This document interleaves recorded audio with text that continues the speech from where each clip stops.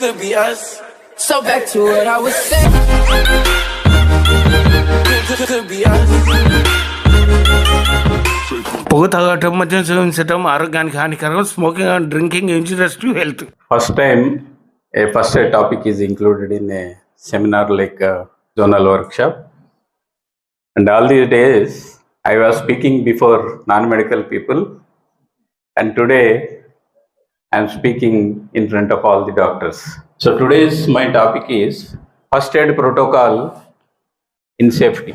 So whenever there is danger to life anywhere, and an industry like ours, Coal India, trauma is more, and every day we will be seeing so many accidents in which people are getting serious injuries, and sometimes we are coming across fatal accidents also. But coming to first aid, if any accident is taking at the mine level or road traffic accident or anywhere else, we don't find everywhere hospitals nearby. So it will take time to transport the casualty to hospital. So meanwhile, anything may happen and life will be in danger. So before reaching to the hospital, if anybody renders first aid, that particular person's life can be saved. So coming to protocol in safety, we all know that DRABC.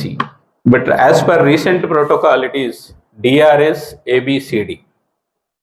D means danger. In any, due to some incident, a person's life will be in danger. So as a first aider, it is our responsibility to reach the spot immediately and render first aid. So D means danger, R means response.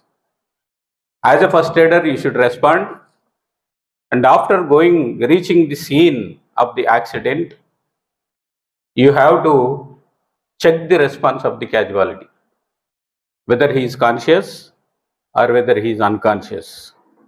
To check the response of the casualty, we have a method, shake and shout method. So first you should check whether he is conscious or not by verbal commands like hello, hello, how are you, open your eyes, show me your tongue, are you okay? Like this we have to check his response. If he doesn't respond to the verbal commands, we have to check the response by shaking his shoulders. And this is one method. And recently there is another method, that is COWS, COWS. C means cannot hear because he is an unresponsive patient. So our verbal commands cannot be heard by the casualty. So C means cannot hear. O means open his eyes. Why should we open the eyes? Because he is in unconscious state, whether he is live or dead. So by opening the eyes, you can observe the size of the pupils, and you can decide his status, health status. So that is O, open his eyes. And W means wave his hands. If he is live, if he is conscious, we will find some resistance while shaking the hands. And S means speak. Speak to the casualty. This is another method to check the response of the casualty. So S means D is danger, R is response, and S is send a call for help.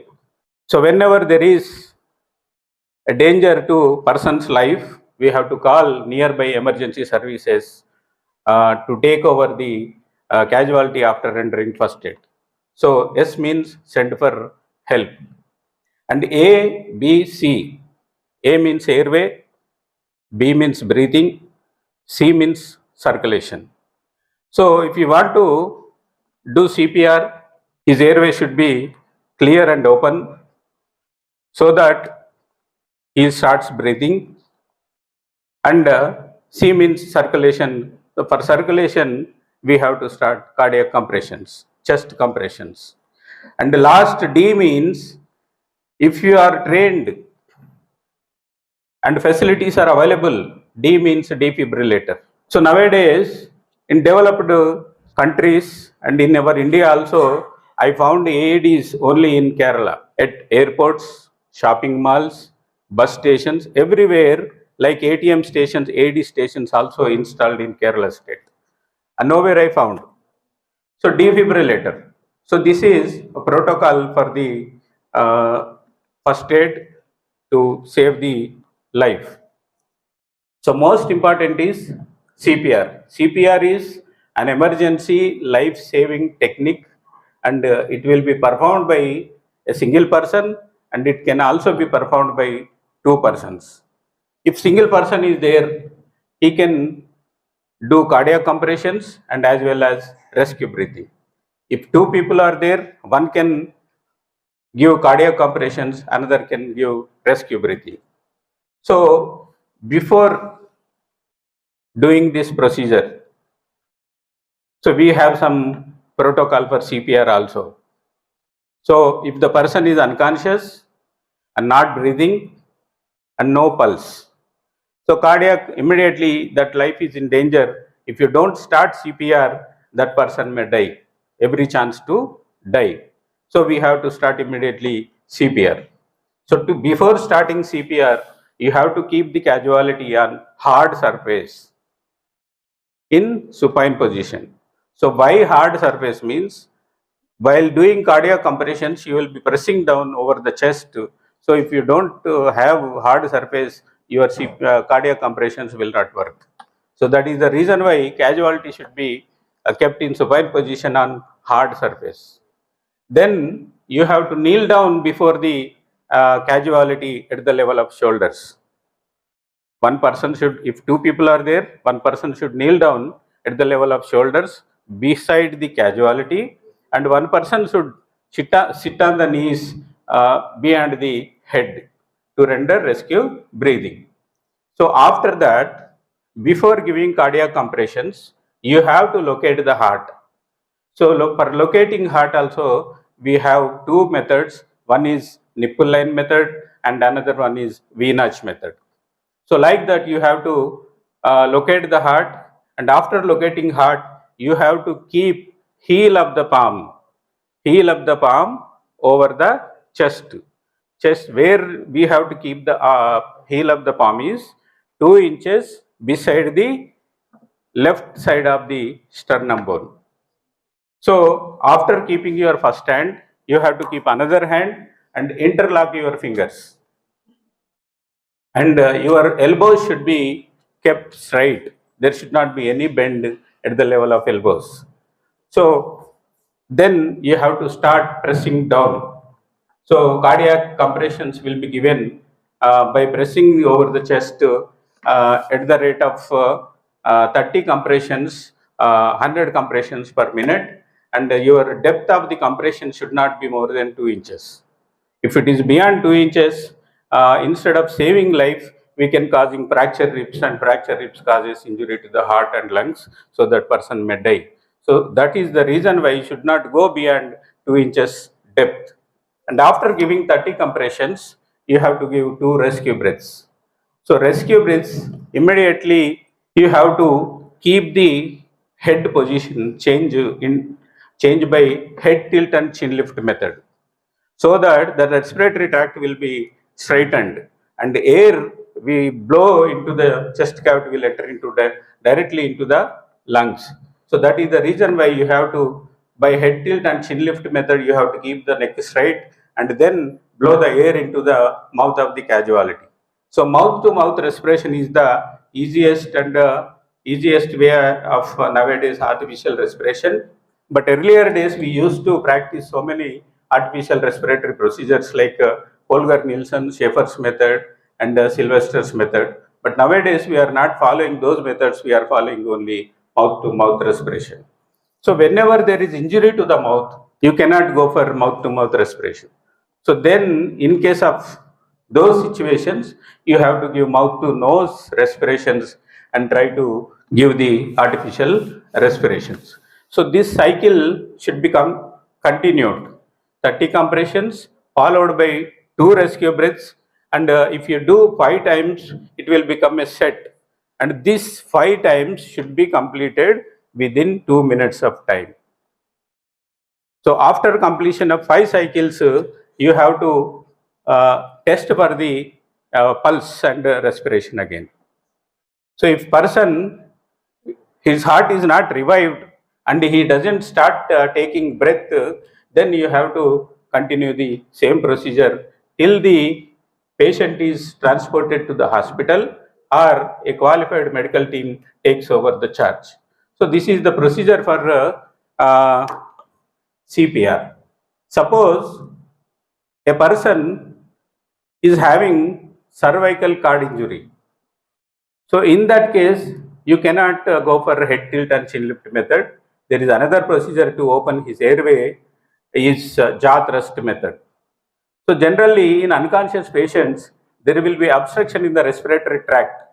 Why the respiration ceases? Because of the obstruction in the respiratory tract. So the commonest obstruction in the respiratory tract is in unconscious patient, tongue falling back. So whenever a person becomes unconscious, all the muscles will be paralyzed. So tongue also will be in paralyzed position and it falls back, obstructs the trachea, respiratory passage, so that air won't enter into the lungs and he cannot take any expiration also. So you have to open the airway, open the mouth by head tilt and chin lift method. In case of cervical cord injury, neck cannot be disturbed and cannot be extended back, so that you have to follow jaw thrust method. So by jaw thrust method, you have to open the airway. And after that, airway should be cleared. When you are blowing the air into the casualty's mouth, you have to observe the movements of the chest, whether the air is entering into the lungs or not. If it doesn't enter, no point in giving artificial respiration. But if it is not entering into the lungs, you should know that some obstruction is there in the respiratory tract. So try to remove the obstruction. So commonest obstructions are tongue falling back, vomiters, artificial dentures, and pooling of saliva in the throat. These are the commonest obstructions in the respiratory tract. So obstruction should be relieved by another method, that is cross finger technique. So you have to open the mouth of the casualty, remove the obstruction by cross finger technique, then you have to blow into the casualty's mouth, so that air will be entering into the lungs, and while blowing air, the chest will come up. That means the air blown by you will be entering into the lungs. So you have to observe for the respiratory movements also.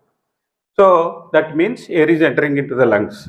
So this cycle should be completed for 5 times and within 2 minutes.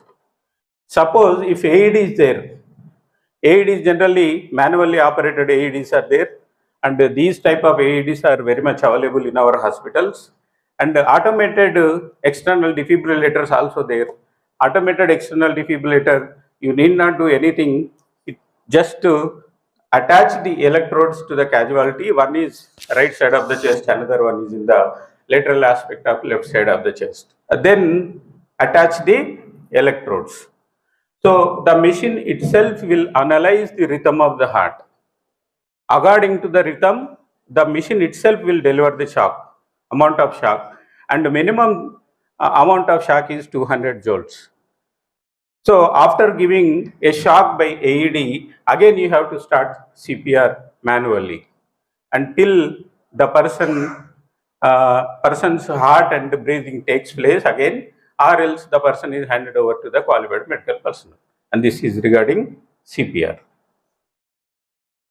Any doubt CPR, you can ask. If in emergency conditions,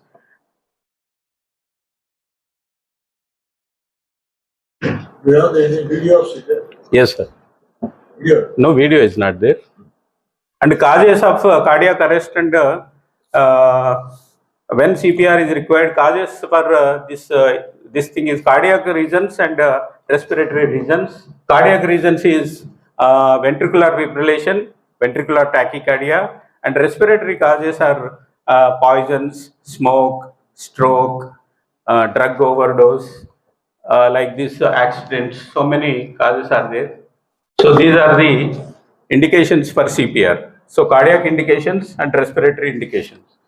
Ventricular fibrillation. So rhythm will be disturbed, ventricular rhythm will be disturbed. The ventricular tachycardia means heart rate will be increased, and asystole stage means you don't find any pulse, and straight line will be found in the ECG. That is asystole stage.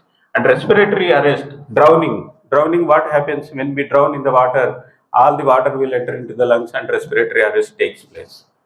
Stroke. Stroke means cerebrovascular accident, and it is due to two reasons.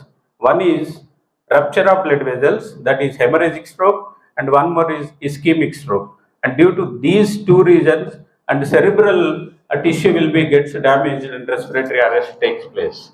Foreign body in the throat. Just now I discussed about foreign bodies. Foreign bodies in the throat obstructs respiration, so that a person lands in respiratory arrest. Suffocation. Suffocation means due to so many reasons, suffocation takes place, exposing to smoke, exposing to so many manual this thing also, criminal activities, smothering, throttling. These are all the things which cause suffocation. And coma also, brain cerebral tissue will be damaged and respiratory arrest takes place. Then accidents to chest, it causes fracture ribs and injury to the respiratory muscles, intercostal muscles, and respiration also ceases. And any injury to the brain also causes damage to the respiratory center and respiratory arrest takes place.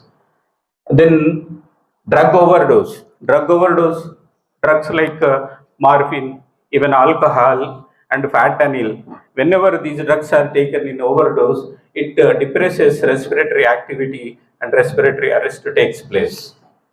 Then epiglottis paralysis. Epiglottis, you all know, it is the barrier between esophagus and trachea. And whenever we are having food, it will close down the respiratory tract. But when it fails to act retroflex of the retroflex and covers the larynx during swallowing, the food material will enter into the larynx and aspiration takes place, choking and aspiration takes place, respiratory arrest also happens. So these are all the respiratory causes for indications for CPR. So principles.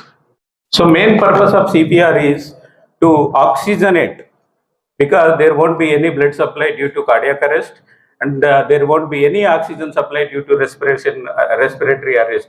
So our main this thing is CPR is to reoxygenate and resupply of blood to the brain and heart. Then it saves the life.